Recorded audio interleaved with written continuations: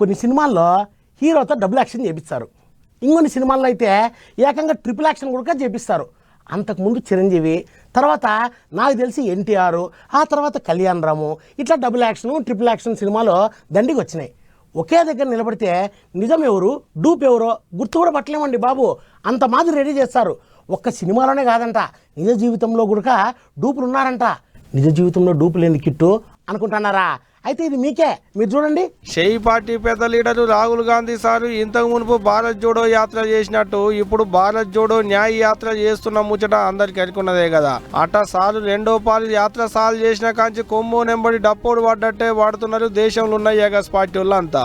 అందుట్లో అస్సాం రాష్ట్ర ముఖ్యమంత్రి హిమంత్ బిశ్వ శర్మ సార్ అయితే ఇంత ఎక్కువనే అయిండు. సారి పాలిటే ఎమున్ లెక్కనే తయారైండు. తేపకోపాలి పబ్లిక్ లో రాహుల్ సార్లు పలసన చేసినట్టే మాట్లాడుకొస్తున్నాడు. ఇంతకు మునుపు రాహుల్ గాంధీ ఒక్కడేం కాదు, ఇద్దరు యాత్రలు చేసేది రాహుల్ గాంధీ సార్ కాదు, ఆయన డూపు అనుండే కదా.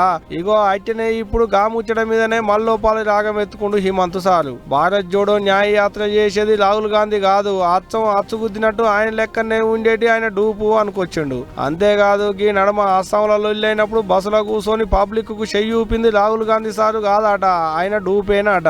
తొందరలోనే గా డూప్ ఎవరు, ఆయన పేరేంది, ఆయన ఊరేంది, ఆయన ఎక్కడి నుంచి పట్టుకొచ్చి అనేటి అన్ని బయట పెడతా అన్నట్టే చెప్పుకొచ్చిండు సారు ముచ్చట్లు. ఇంకో పెద్ద ముచ్చట ఏందంటే అచ్చం రాహుల్ సార్ ఒదిగానే ఉండేట ఆయన కూడా న్యాయ యాత్ర సారెంబడే తిరుగుతుండట.